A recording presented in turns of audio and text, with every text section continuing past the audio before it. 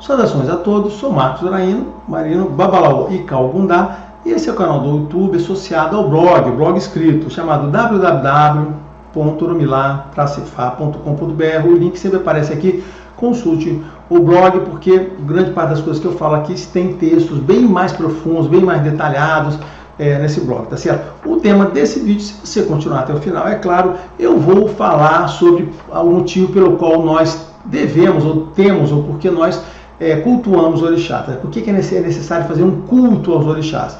Tá certo? Então, fique um pouco, aguarde, eu vou falar sobre o assunto com a maior objetividade possível daqui a pouco.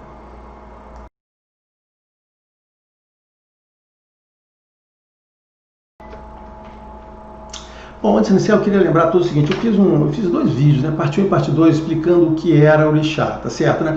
Eu já vi na internet, tem outras pessoas que falam que é orixá, o cara faz um videozinho rápido de 20 minutos. Cara, eu fiz dois vídeos de uns 20, 25 para explicar o que era orixá, e eu fiz isso baseado, como eu digo que eu faço, né? Eu peguei versos de Oxetuá, botei os versos e disse, olha, baseado nesse entendimento, meu entendimento de orixá, esse eu fiz referência, citei outros versos, então lá tem uma explicação. Quem quer entender o que é orixá, eu recomendo muito ver esses dois vídeos, não são ruins, vai contribuir para a sua ideia, tá certo? Mas esse vídeo aqui não é um parte 3, tá certo? Na realidade é uma continuidade do tema de orixá, e eu queria falar sobre isso, né, tá certo? Então, de forma bem resumida, eu vou falar, né, lembrando a todos, o que é orixá, né, tá certo, né? Olha só, orixá é uma manifestação de Deus. O que é orixá? Eu vou falar daqui outras coisas daqui a pouco. Orixá é o seguinte, imagine Deus está lá, né? E como é que ele se manifesta para a gente? Então Deus se manifesta para a gente através dos orixás, tá certo? Então os orixás são um espelho de Deus que a gente consegue se enxergar. Então os orixás são uma emanação de Deus, tá certo, né? Então é uma pessoa, uma divindade. O que é uma divindade? Divindade é isso, Deus maior, existe um Deus Olodumare, se configura, né, se multiplica aqui em diversos orixás e aparece aqui, e os orixás são como se fossem manifestações de Deus. Essa é a coisa mais importante que você deve entender, tá certo, né? Isso é inédito? Não, claro que não. Eu quero lembrar vocês que a teologia católica fez a mesma coisa, Deus fez a mesma coisa, Deus Jeová, né, fez a mesma coisa com Jesus, né? Jesus, pelo entendimento do Concílio de Nicéia, tá certo, né? O primeiro lá, Concílio de Nicéia, Jesus na realidade não era filho de Deus, né? O pessoal diz, o filho de Deus é filho, mas o Concílio de Nicéia definiu que Jesus era Deus, Deus era Jesus, Jesus era Deus, tá certo, né? Então, os orixás é a mesma coisa, né? Xangô é Deus, Deus é Xangô, Oxalá Deus, Deus é Oxalá, e tá lá, é a forma que a gente tem lá, tá certo, né? E os orixás, então, assim, essa figura teológica não é inédita e não é especial, acontece, por exemplo, com os nossos amigos católicos, tá certo, né? Então, eles são ministros. Quando eu sempre digo que são ministros, porque eles representam Deus e têm poderes. Então, estão poderes lá, tá certo? Vocês vão entender porque, mais um pouquinho, espera um pouquinho que vão entender porque que eu digo que são imagens de Deus, são manifestações, tá certo, né? Eu estou aqui tentando simplificar da forma mais lógica possível, tá certo? E por quê? Esse tipo de expressão é uma expressão que os próprios católicos chamam de analogia entes, tá certo? Ou seja, Deus se transforma em orixás, se manifesta para orixás, e esses orixás são versões humanas de Deus, e nós humanos olhamos para os orixás, ou pelas histórias, aquele negócio todo, e nos identificamos com Deus, tá certo, né? Então, assim, essa é a analogia, então, ou seja, através da nossa percepção dos orixás, daquela manifestação de Deus ali, a gente passa a entender o que Deus orienta pra gente, que valores nos traz, que comportamentos nós devemos ter, que nós devemos esperar, a esperança que nós devemos ter, o que nós precisamos de ajuda. Então é a forma, então nós não vamos direto a Deus Olodumare, a gente vai a Deus na forma de orixás. Os orixás são essa manifestação de Deus. E ela é especial por causa disso, vou repetir. Isso é muito importante, tem que entender a face humana de Deus. Os orixás são a face humana, porque os orixás são humanos, né? Xangô era humano, Oxalá era humano, são todos manifestados, Ogum era humano, todos Oxum, eram todos manifestados. A gente fala desses orixás como se fossem pessoas que tiveram presentes, histórias que contaram dele aqui, né, tá certo? Então, assim, nós nos espelhamos nele. Então, é esse espelho, é assim, a relação que Deus desenvolve com a gente através dos orixás. Porque eu sempre digo que o mais importante dessa religião é o orixá. é esta relação que nós estabelecemos com eles, tá certo? Nós vivemos lá. Isso é extremamente importante. Então, o seu exemplo. Então, e os orixás são a imagem humana em todos os aspectos, humanos, inclusive com alguns defeitos, né? Você tem muitas histórias que os orixás sempre, normalmente, exceto os cubanos, não vou, porque daqui a um minuto eu falo sobre os cubanos, exceto os cubanos, mas os orixás, geralmente, pelo ponto de vista dos versos, eles sempre têm atitudes nobres, são guerreiros, honrados, algumas vezes cometem erros, tá certo? Mas são erros humanos, e esse a gente vê lá, cara, ele errou, mas depois ele se recompõe, ele se não sei o que, ou ele é punido, assim, sempre acontece alguma coisa. Então, é uma coisa assim, você pode se espelhar naquilo e ver o exemplo de Deus, tá certo? Então, isto é uma coisa importante, tá? E a gente reflete o que tem que ser. Agora, a parte que eu falei dos cubanos é o seguinte: os cubanos não entenderam isso, eles não entenderam teologia, essa coisa de cosmogonia, cara. Né? E do que eles fizeram, cara? Eles transformaram os versos dele, não tem verso lá no cubano, tem pataquis, e o tupataquis são histórias todas com orixá, então tudo com orixá. Enquanto no verso, você raramente vê um orixá com um personagem da história, os personagens são sempre Orixá, e são sempre pessoas anônimas que estão lá. É sempre Orixá e pessoas anônimas. Algumas vezes Exu intervindo. Depois, um dia que eu falar de Exu, eu vou falar sobre essa coisa. Mas lembrem disso. Os versos são Orixá como personagem principal e outros personagens anônimos que aparecem ali no negócio. Raramente aparece um orixá, pode acontecer. Tem alguns versos que tem orixá, tá certo? E Exu é uma coisa que também aparece lá intervindo e fazendo alguma coisa. Guarda essa figura, tá certo, né? Então eu falei assim, então o orixá reflete aquilo que deveriam ser. Então, tá falando dos cubanos. O que os cubanos fizeram? Cara, os cubanos são péssimos, os pataquis são horrorosos, não leiam pataquis. Eles botam os orixás na atitude piores possível. Se você olha ali o orixá com atitudes humanas as piores do mundo. Eu não gosto daquilo, eu acho que eles erraram, não entenderam a parada. Aquilo como teologia, como fonte, como religião, não presta. Eu não gosto daquilo, conheço bem os pataquis, tentei usar ao máximo. Mas eu falo assim, gente, eu não vou falar essa história aqui do meu orixá, do orixá fulano, do orixá ciclano, não vou deixar que o orixá fez isso, esse tipo de atitude sem honra, sem caráter, não é. A coisa mais importante que está em todos os odus, cara, em todos os textos de odus é caráter, honra. Cara, lá não tem nada disso. Bom, voltando ao céu. Então, como eu falei, são manifestações. Mas não, tem orixás que são filhos, tá bom. Essa história de filiação de orixá pai e filho, isso é coisa relativa, tá certo, né?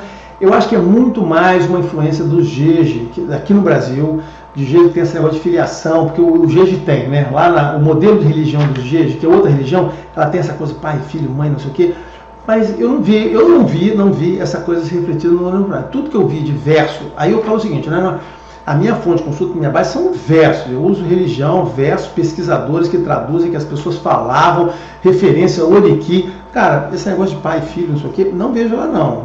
Eu entendo isso hoje muito mais como uma criação da nossa tradição aqui e acho que muito mais a religião religiosa aqui do Novo Mundo, né? E muito mais refletida pelo modelo da religião Jeje. Mas, vamos lá, então eu não vejo. Mas seguindo em frente, sim, mas existem também, claro, vou falar, existem orixás que são ancestros divinizados. Sim, é verdade. Então, assim, a gente tem os orixás originais, os Urumoleta, que vieram lá, que são esse reflexo de Deus, mas pessoas se transformam em orixá, né? Segundo, existe uma polêmica, que um dia eu vou falar sobre ela, né? A questão de Xangô, que as pessoas dizem que Xangô é um orixá divinizado, ele era uma pessoa, um rei, e que foi divinizado e virou um orixá, tá certo? Os Yorubás têm uma visão um pouco diferente, eles dizem que tem as duas coisas, na realidade havia o Xangô original, né? O primaveral lá, primal, né?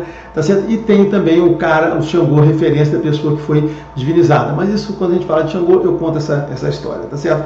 Então, mas sim existem, as pessoas podem ser divinizadas. Qual a diferença dele? Não faz nenhuma diferença. Em termos de orixá, são orixá com todo mundo. Seja o representante de Deus manifestado ali, ou o cara divinizado, serão tratados e considerados da mesma maneira, tá certo? Essa questão de orixá é assim, a gente aqui no Brasil tem essa coisa de 16 orixás, não sei o quê.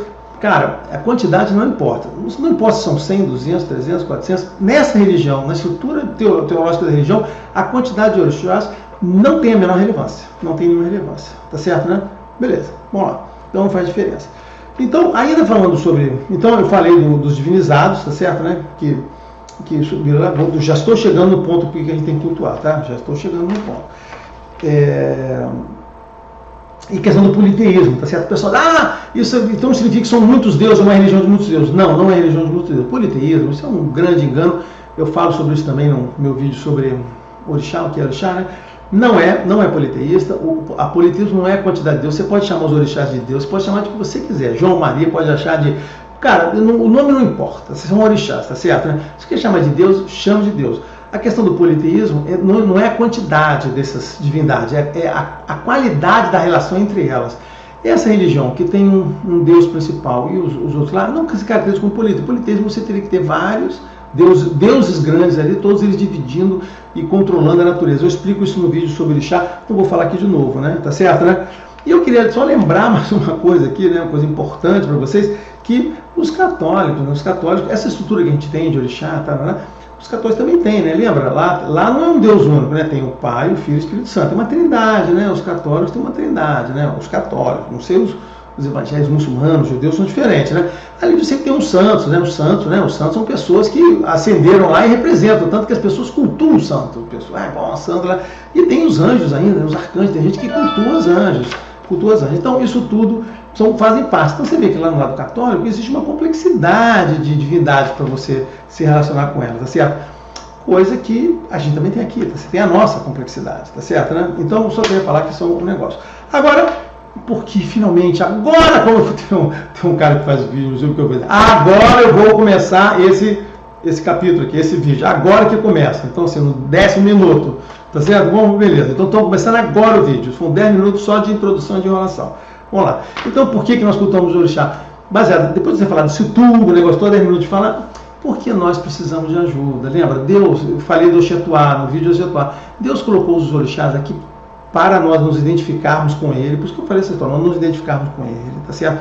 Vemos como a nossa relação de Deus baseada nisso, e para nós podemos pedir ajuda a Deus. A gente pede ajuda a Deus através dos orixás, assim como os católicos pedem ajuda através dos santos, ou dos anjos lá, tá certo? Então os orixás existem para que nós possamos pedir ajuda para eles poderem intervir ao nosso favor, tá certo, né?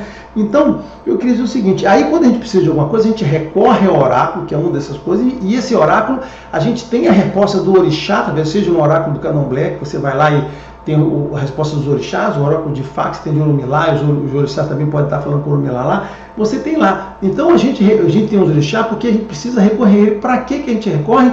Para nos orientar, para nos ajudar, para nos dar conforto, para nos dar esperança e também para tentar resolver alguns problemas que a gente tem, que a gente acha que os orixás podem nos ajudar. É isso que é importante, então a gente recorre a ele, então por isso que a gente cultua eles. Eu quero lembrar o seguinte, orixá, gente, olha só, orixá não precisa de vela, orixá não precisa de comida, orixá não precisa de nada disso não.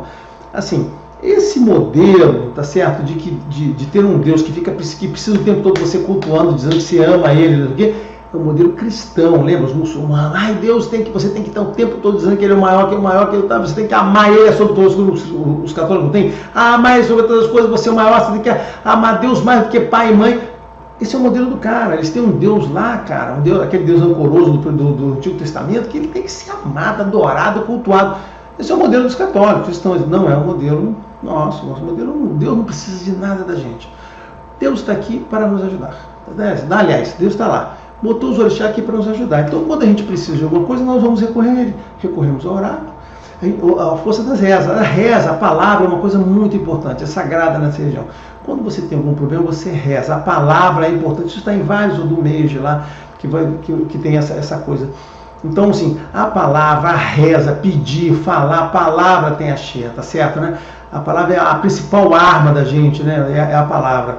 Então, assim, a reza é importante. E quando a gente faz aquelas oferendas, aqui que é aquilo ali, o Deus vai lá comer, aquele negócio, não, eles não precisam de nada daquilo. Aquelas oferendas são todas transmutadas em energia, que as energias voltam para a gente mesmo, tá certo, né? Então, com a ajuda de quem? Às vezes sozinho, às vezes a ajuda de um sacerdote. Quando você faz um ebó, o sacerdote, seja do Babalorixá, seja do Babalô, seja do Orixá, seja do Ogã, é um manipulador de energia, uma pessoa preparada, foi iniciada para aquilo, para manipular aquelas energias, para trazer aquilo para você, tá certo, né?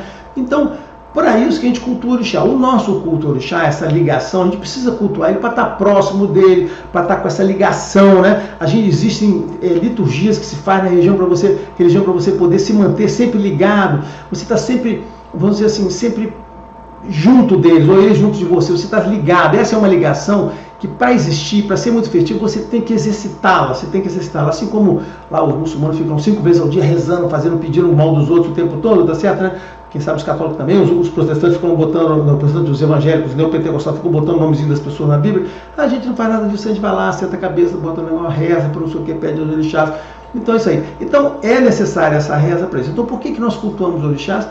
Porque a vida aqui é difícil, existem problemas naturais, problemas de outras pessoas, o mal está no meio das pessoas, o mal nasce das pessoas, o mal nasce de dentro das pessoas, o mal não existe voando por aí, o mal nasce dentro das pessoas, a gente tem que se proteger disso, tem que se proteger de problemas naturais, de doenças que surgem, né? Então você precisa de ajuda. Então como a vida é uma tarefa, às vezes você perde uma orientação, você tem tanta coisa na cabeça, me perdi agora, qual é o meu destino? Quando a gente fala de destino vai entender isso, cara, eu preciso de uma orientação, eu preciso seguir meu destino para ser feliz. Aí você perde aquela orientação, o orixá vai te dar. Então o orixá existe para isso. Então por que nós cultuamos orixás? Para isso, porque o orixá é a forma que a gente chega em Deus. E por que nós cultuamos Deus? Porque Deus nos ajuda nessa vida. Tudo é muito prático, né? Então assim, eu sempre tento trazer a simplicidade. Cara, Deus não precisa de oferenda, não precisa de comer e não precisa de beber. Não adianta ficar querendo botar cerveja, gin e música, não usa nada para Deus, aquilo você bota para você. Você está se agradando ali. Observe que as comidas que você bota para já são aquelas comidas que aquelas pessoas gostavam de fazer, a gente traz aquela cultura daquele tipo de, traz essa cultura culinária, né, para fazer aquilo ali. Então aquilo tudo volta para você, tá certo? Então assim, é por isso que a gente cultua o orixá, porque nós precisamos de ajuda e a forma como Deus encontrou de nos orientar no que devemos fazer, das pessoas que não devemos ser, é através deles. Então a gente faz o culto para que a gente possa, quando precisar de ajuda, ter para quem recorrer. E quando está ali ligado para ele, está sempre assim. Quanto mais próximo tiver dessa divindade, nosso anjo da guarda, né, nosso Enkidu, né, que as pessoas que têm o nome genérico Ori, mas dentro do nome Ori tem lá o Enkidu que liga, ele vai estar nos protegendo, nos ajudando relativamente, porque a vida daqui é nossa, ninguém vai ver a nossa vida, tá certo? Então é para isso que nós escutamos o orixá, tá certo? Eu acho que já está claro. Abraço a todos, até o próximo vídeo.